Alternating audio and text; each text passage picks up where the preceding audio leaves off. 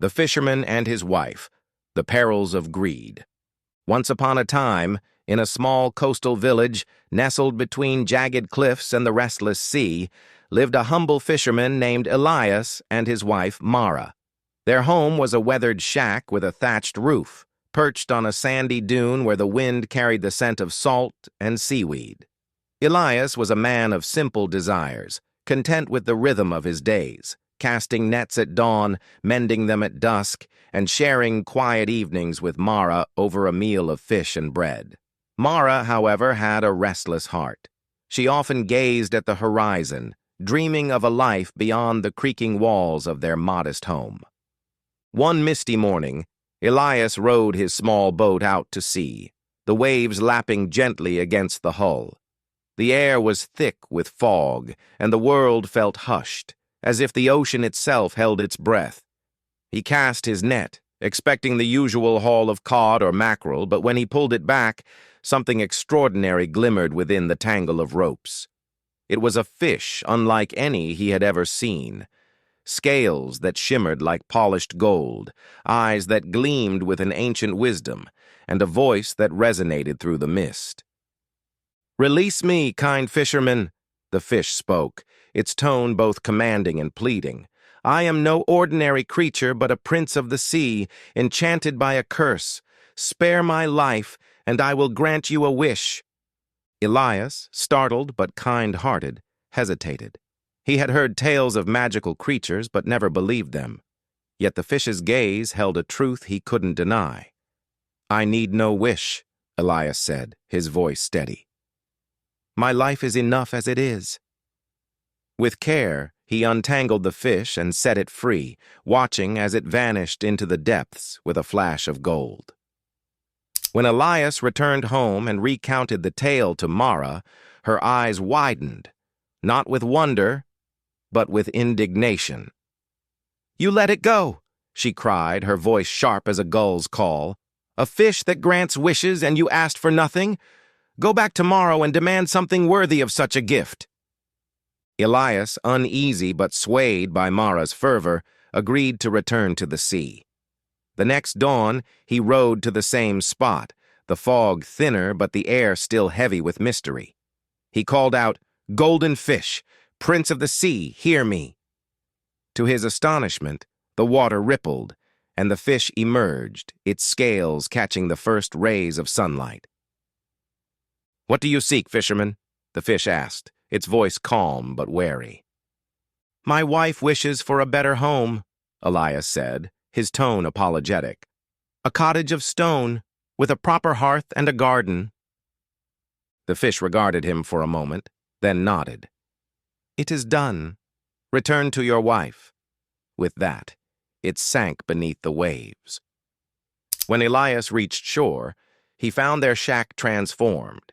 In its place stood a sturdy stone cottage, its chimney puffing smoke, its garden blooming with herbs and flowers. Mara clapped her hands, delighted, and for a few days she seemed content. She cooked hearty meals in the new hearth, tended the garden, and smiled more than Elias had seen in years. But the contentment did not last. One evening, as the sun dipped below the cliffs, Mara sat by the fire, her brow furrowed. "This cottage is fine," she said, "but it's still so small compared to the manors in the village square.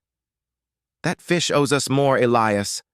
Go back and ask for a grand house, a mansion with servants and silk curtains."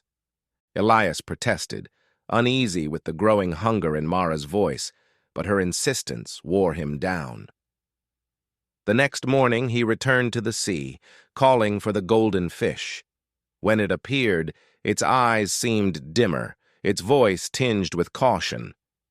"What now, fisherman?" "My wife desires a mansion," Elias said, his head bowed, "with servants and fine furnishings." The fish was silent for a long moment before replying, "It is done. Go home." It vanished into the depths, and Elias felt a pang of guilt as he rowed back. When he arrived, the cottage was gone, replaced by a sprawling mansion of white stone, its windows gleaming like polished shells. Servants bustled about, carrying trays of fruit and wine, and Mara stood at the entrance, draped in a gown of emerald silk. She laughed and twirled, calling the mansion a marvel, but Elias noticed her eyes darting to the horizon, as if already seeking more. Weeks passed, and Mara's satisfaction waned. She grew irritable, snapping at the servants and pacing the marble halls. One night, as a storm raged outside, she turned to Elias, her face alight with a new ambition. "Why should we live like mere gentry when we could be royalty? Go to the fish, Elias, and demand that I be made queen of this land with a palace and a crown." Elias's heart sank. "Mara, we have more than we ever dreamed. This greed will bring us ruin." But Mara's eyes blazed, and her voice was unrelenting. "Do it, or I'll never forgive you." With a heavy heart, Elias returned to the sea at dawn, the waves churning as if mirroring his unease. He called for the fish, and when it appeared, its scales seemed dull, its gaze heavy with sorrow. "What does your wife desire now?" it asked, its voice low. "She wishes to be queen," Elias whispered, ashamed, "with a palace and a crown." The fish stared at him, its silence louder than the crashing waves. Finally it spoke. "It is done, but beware, fisherman. Greed is a tide that drowns those who chase it." It sank into the sea, and Elias felt a chill that had nothing to do with the wind. When he returned, the mansion was gone, replaced by a towering palace of gold and ivory, its spires piercing the clouds. Mara stood on a balcony, a jeweled crown atop her head, her robes shimmering with pearls. She was proclaimed queen, and the village bowed before her. But Elias saw no joy in her eyes, only a restless hunger. Days turned to weeks, and Mara's demands grew wilder. She summoned Elias one morning, her voice cold and commanding. "Being queen of this land is not enough. I want to rule the sun, the moon, and the stars. Go to the fish and make it so." Elias fell to his knees, pleading. "Mara, this is madness. The fish has given us everything, more than we deserve. Stop before it's too late." But Mara's face was stone. "Go, or you are no husband of mine." With a heart heavy as the anchor of a ship, Elias rowed out to sea one final time. The sky was dark, the waves towering, and the air crackled with an unnatural energy. He called for the fish, his voice breaking. When it appeared, its scales were gray, its eyes filled with a sorrow that pierced Elias's soul. "What does she want now?" the fish asked, its voice barely a whisper. "She wishes to rule the sun, the moon, and the stars," Elias said, tears streaming down his face. "I beg you, forgive her folly." The fish looked at him, and for the first time, its voice held no warmth.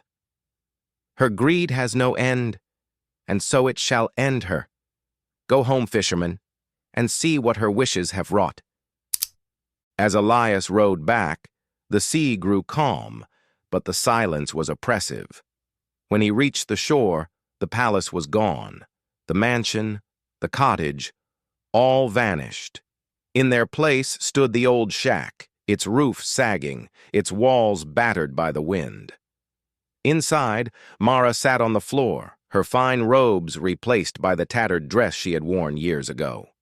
She looked up at Elias, her eyes wide with shock, but no words passed her lips. From that day forward, they lived as they had before. Elias fishing, Mara tending the hearth. But the spark in Mara's eyes was gone, replaced by a quiet resignation. The village whispered of the fisherman and his wife, of the golden fish, and the wishes that turned to ash. And Elias, though he never spoke of it, carried the lesson in his heart. Contentment is a treasure greed can never buy. And so they lived, until the sea claimed them both, their story fading into the whispers of the waves.